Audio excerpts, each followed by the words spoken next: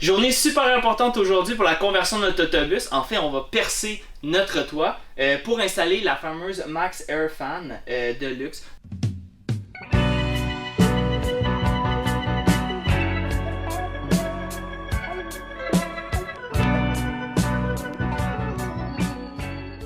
La raison pourquoi on a choisi ce ventilateur-là, c'est qu'on peut laisser la vente rouler en fait pendant qu'on est parti. Puis ça permet en fait à avoir une circulation d'air qui est continue. Donc même s'il pleut, la façon dont la vente est faite, l'eau ne va pas nécessairement rentrer dans l'autobus. Donc ça c'était un des avantages, puis c'est pourquoi qu'on l'a choisi. Donc première étape, on va aller prendre nos mesures super importantes parce qu'on ne veut pas se tromper quand on va faire notre coupe. Toujours important de lire les instructions. Dans les instructions, ce qu'il disait, c'est que le trou de la veine fait 14 pouces par 14 pouces. Je suis quand même allé vérifier, moi, de mon côté, puis en fait, c'est pas nécessairement 14 pouces, c'était 13 et 7/8. Donc, ce que j'ai fait, j'ai utilisé cette mesure-là pour aller identifier le centre, parce que moi, je veux vraiment que ça soit le plus serré possible pour éviter toute infiltration d'eau. Donc, j'aimais mieux y aller un petit peu plus serré, puis à la limite, agrandir mon trou par la suite. Fait que ce que j'ai fait, je suis allé identifier vraiment le centre du trou, puis je vais pouvoir l'utiliser quand je vais faire mes mesures au plafond avant de percer pour installer la moulure. Donc la fan qu'on a choisie, c'est la Max Air Fan 5100K. Donc ce qui est bien avec ce ventilateur là, c'est qu'on peut avoir une entrée d'air mais aussi une sortie d'air. Donc ça va vraiment faire un échangeur. Dans le fond, ça agit comme un échangeur d'air. Fait que c'est vraiment intéressant. Et une des fonctionnalités, bien, vraiment, c'est sa faible consommation d'électricité. Parce qu'on peut avoir jusqu'à 10 vitesses au niveau du ventilateur. Donc ça va vraiment nous aider. Une grosse journée qu'on veut tout évacuer l'air, on peut monter ça au maximum. Mais si on veut juste avoir une petite brise un petit peu plus fraîche, bien, on peut diminuer. Donc ça, c'est un des avantages. Ce qui est intéressant, c'est que même si elle est fermée, là, je ne l'ai pas testé encore, mais dans les instructions, ce que ça disait, c'est qu'on peut quand même faire activer le ventilateur. Donc, même s'il mouille vraiment à chaud et qu'on veut avoir un échangeur d'air, de cette façon-là, elle fonctionne. Sinon, nous, c'est une vente en fait qui est manuelle. Donc, je fais tout simplement tourner la roulette comme ça pour ajuster la hauteur que je veux. Et je pourrais même décider de la faire rouler là, quand on roule sur la route. Donc, on voit que ça ressort quand même beaucoup là, au niveau du toit. Mais on a toujours vraiment une pente qui va venir empêcher l'eau d'entrer dans l'autobus. Pour être capable d'installer la vente au centre de l'autobus, en fait, ce qu'on veut, c'est qu'à l'intérieur, elle soit au centre. De l'extérieur, ça nous importe un peu de quoi ça a l'air parce qu'on ne le verra pas. Là. Mais là, on s'est demandé un peu comment calculer le centre de l'autobus parce que le toit, il est rond, il est arrondi. On a fait quelques essais, puis finalement, une idée est apparue, une idée de génie d'utiliser le laser à l'intérieur de l'autobus pour calculer le centre. Donc, c'est ce qu'on s'apprête à faire, de calculer le centre avec le laser.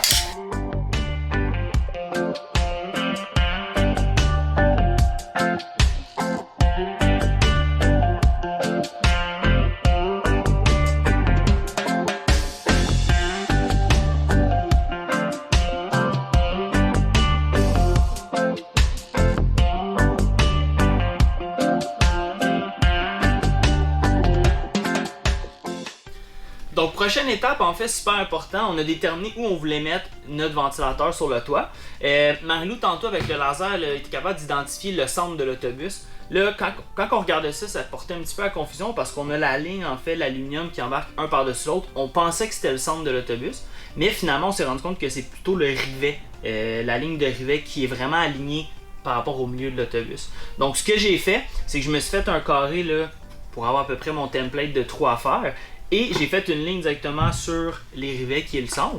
Puis comme je vous ai montré tantôt, dans le fond, la moulure que j'ai ici, j'avais identifié le centre. Donc je viens juste aligner tout simplement comme ça mes lignes repères avec la ligne du centre du bus.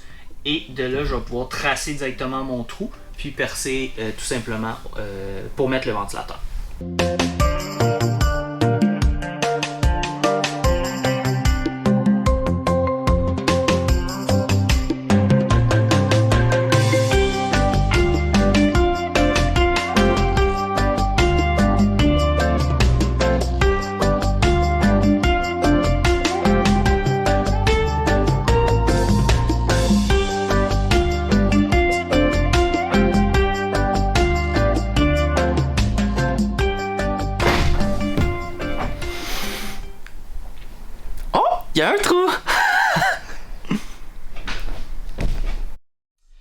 Fait que finalement, peut-être que j'aurais dû écouter les instructions puis faire 14 par 14 parce que c'est un petit peu tight. Fait que là, je me retrouve à devoir agrandir mon trou.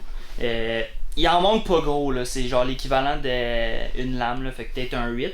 Mais en ayant fait 14-14, ça aurait sûrement rentré bien correct. Mais bon, j'aime ça quand c'est bien serré. Fait que c'est ça. Faut que je recommence. Finalement, on a réussi à faire le trou pour faire en sorte que notre moule rentre bien. Donc on voit que tout est bien. Je suis dans le trou en ce moment. Là, c'est sûr que la forme de l'autobus est ronde. Fait que ce que ça fait, c'est qu'il y a un petit débalancement. Mais en venant visser les vis, ça va venir aider en fait à ramener tout ça en ordre. Là, ce qu'on va faire, une fois qu'on a réussi à bien prendre notre mesure, on va venir nettoyer toute la surface avec de l'acétone. Parce que ce qu'on veut faire, c'est qu'on veut venir apposer. C'est une membrane en fait collante. Ça ressemble un peu à de la gomme, honnêtement. Puis ça, ce que ça va nous permettre de faire, là, on va venir la poser tout le tour de notre trou de vente.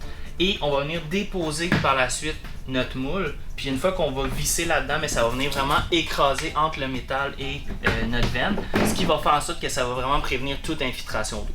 Puis en plus de ça, ce qu'on va faire à la fin, quand on va venir visser, ben tout autour, on va aller mettre un gros silicone aussi pour protéger. Donc là, on est sûr qu'il n'y aura aucune infiltration. Puis on va pouvoir voyager en toute tranquillité d'esprit.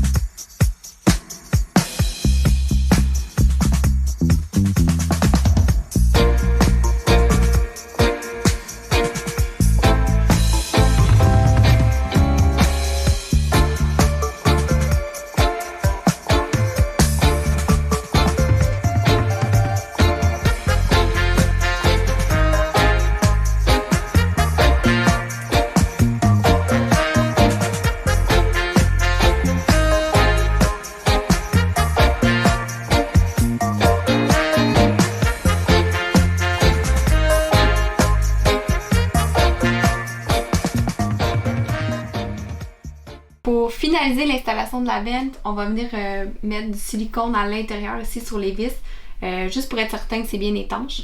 Puis la dernière étape, ça va être de venir apposer la moulure à la fin. Avant ça, il faut terminer notre plafond pour que la finition de notre plafond arrive ici, puis que la moulure vienne cacher tout le tour pour que ça soit joli.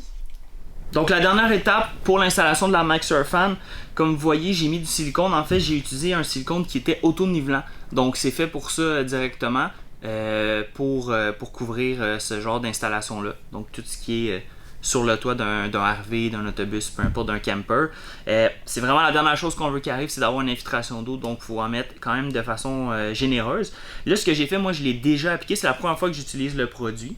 Ce que je remarque, c'est qu'étant donné que c'est un produit auto-nivelant, il vient vraiment s'étendre beaucoup. Donc moi, ce que je recommanderais, là, je vais potentiellement en rajouter, mais c'est d'en mettre vraiment où il y a la hauteur des vis, puis de le laisser utiliser la gravité puis vraiment s'appliquer par lui-même. Parce qu'ici, il y a certains endroits, je trouve qu'on est vraiment limite entre la fin du plastique de la vente et le toit de l'autobus. Donc je vais en racheter juste pour être sûr parce que comme je dis, je veux vraiment pas qu'il y ait une infiltration d'eau.